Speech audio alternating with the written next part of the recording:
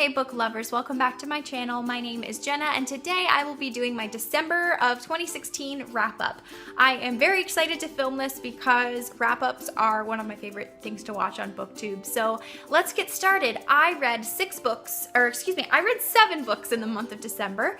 And let me see, 3 of them were 5-star reads, 3 of them were 4-star reads, and 1 of them was a 3.5-star read. So no 2 stars, no 1 stars, pretty good reading month. I read 2 contemporary novels, 2 fantasy, 1 sci-fi, 1 children's story, and 1 nonfiction. So pretty good mix. 3 of them were YA books, 3 of them were adult, and 1 of them was a children's story. So none of these were on a formal TBR. I just recently started doing a formal TBR. We'll see how that goes because I'm very much a mood reader. I don't really like picking from this list that I give myself. If I feel like reading a book, I feel like reading a book. So I did film a TBR video for January of 2017. So we'll see how that goes. So far, I'm doing okay. But it's literally the 2nd day of January, so can't really tell yet. So anyway, let's get into the descriptions of the books that I read in December of 2016. So the first book that I read was a 5-star read for me for sure, and that is, I've talked about this before, A Man Called Eva by Fredrik Backman. This takes place in Sweden and it is about an older grumpy man, and we learn exactly how he came to be that way. There are some neighbors that move in next door that completely change his world without his realizing it at first, and it was just a heartwarming story, just beautiful in every way. Highly recommend. So the next few books I actually don't have physical copies of because I got them from the library, but the next one that I would like to talk about is 3 Dark Crowns by Ken Diabolic. This is a young adult fantasy novel and I gave it 4 stars. I really enjoyed it. This book has gotten a lot of mixed reviews on BookTube and also Goodreads, but I would recommend it because I thought it was very unique. So it takes a lot to kind of describe this book because it is so unique, but basically it is a fantasy world and it takes place on this island, and every generation a set of triplet girls are born and they are each a queen of these 3 factions on this island. So there are the poisoners, the elementals, and naturalists. So these groups really push their queen and just kind of really back them up and promote them, because when these girls come of age at 16, they have to fight each other to the death to become the actual queen of the whole island. So it's a really, really interesting and unique concept, and I really enjoyed it. I loved learning about all of the different groups of people and their powers, and it was just really unique, and I would definitely recommend. The next book that I would like to talk about is The Diabolic by S.J. Kincaid. I gave this 4 stars. This is a young adult sci-fi novel that takes place in the future in outer space. There is this galactic empire with senators and creatures called Diabolics, and Diabolics are man-made creatures that are assigned to protect one human, and that is their one purpose and one purpose alone. That is what they are bred to do. So they are ruthless, they have no emotions. So it's really interesting reading from that perspective. We do read from Nemesis's perspective. She is the Diabolic in the story. And I have more thoughts that are spoiler-free about this book. I did a review on it and I will link it down below if you're interested in hearing more of my thoughts about it. Definitely a solid 4-star read.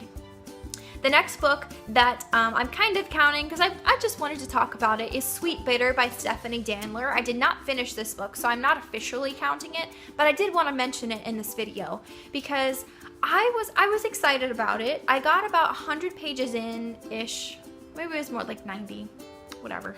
I got a little bit of the ways in and I just had to put it down. It just didn't grab me, and I was disappointed because Molly over at Molly Reads raved about this book earlier in 2016, and she made it sound so appealing to me, and I really wanted to pick it up, so I did. And I could definitely see how she loved it. I could see how other people would love it. It takes place in kind of in the back, like behind the scenes in the restaurant industry. And it takes place in New York City. And we follow Tessa, or Tess, it is Tess.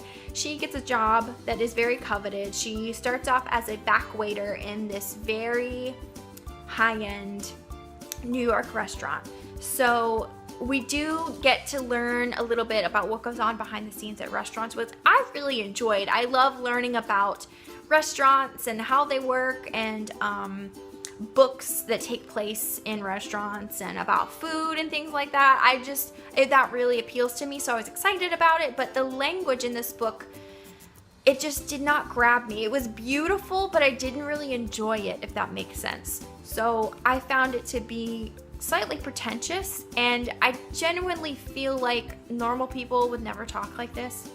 And if they did, like, they would have no friends because I just found it to be very pretentious.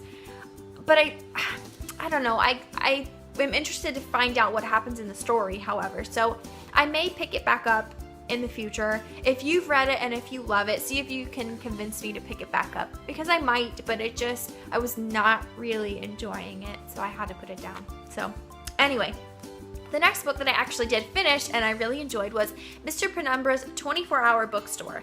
And I am blanking on the author right now. Totally blanking. I know it's a male. I will link it down below with more information if you are interested, or I will insert it. I'll figure it out. But it is Mr. Penumbra's 24-Hour Bookstore. I did give this 4 stars. This is an adult contemporary novel that takes place in this little bookstore in San Francisco. And we follow Clay, who gets a job at this bookstore. He's working the night shift. I believe he works like 10 p.m. to 6 a.m. And he doesn't really think much of this new job, other than the fact that he can kind of just sit and do nothing as no customers come in at this time of night. But as he gets to know Mr. Penumbra, the owner, a little bit more, he finds out about this secret world that involves this bookstore. So I'm just gonna leave it at that. If you haven't read it, highly recommend if you love books about books. The next book that I read, and I actually gave 5 stars, was a reread for me, and that is Mandy by Julie Edwards. And this is also Julie Andrews, the same Julie Andrews that's in Mary Poppins and The Sound of Music. She wrote this children's story in the 70s, I believe. Let's figure this out. 1971 she wrote this, and it is a children's story. It follows Mandy, who is an orphan. She lives in an orphanage in England, and one day she discovers this old, kind of a rundown cottage in the woods. So she takes it upon herself to restore this cottage. She makes it her own little secret project, and there's a lot of, she gardens a lot, so she's planting all these flowers and she's cleaning up the cottage. This would be like my childhood dream. This is what I picture as like my perfect children's story, and that's the reason why I just love it so much, is that when I was little, I lived in a house that was next to this small wooded area, and I would constantly go there in my spare time and just pretend like it was my own magical little forest, and I had like a cottage in the woods. So I love this story. This was my second time reading it. The first time I read it, I was probably Mandy's age. She's 10 years old. So I would say I was probably 10 years old when I first read it. So to reread it again, it was a magical experience. And the end of the story actually has a wonderful Christmas scene, which Kate Howe actually reminded me of that on her channel. She talked about this book having an adorable Christmas scene at the end, and I forgot that it had that Christmas scene. So I was excited to read this in the month of December because it was a really lovely Christmassy note to end the year on. So Mandy was great, highly recommend. Next book that I read was Winter Song by S.J. Jones. This was an e-arc that I was sent by Thomas Dunn Books through NetGalley. I will be doing a spoiler-free review closer to the book's release date. It comes out on February 7th of 2017, and I will probably be doing a review about this book later on this month. I really enjoyed it. I did end up giving it 3.5 stars, and I will explain exactly why I rated it the way that I did in my review, so watch out for that if you're interested in this book. So the next and the last book that I read in 2016 was fantastic. It was I Work at a Public Library by Gina Sheridan.